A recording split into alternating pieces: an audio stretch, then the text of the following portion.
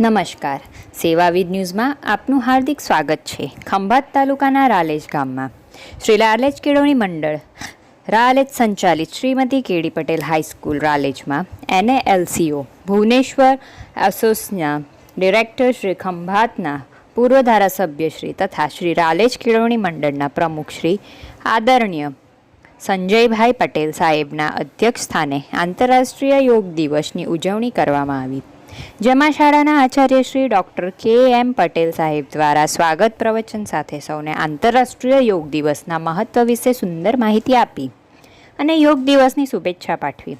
ત્યારબાદ શાળાના યોગ ગુરુ શ્રી હેમંતભાઈ ખ્રિસ્તીએ સૌને યોગ ક્રિયામાં જોડ્યા અને સિનિયર શિક્ષક શ્રી KB પટેલ સાહેબે યોગ ક્રિયાઓના ફાયદાઓને સમજણ આપી.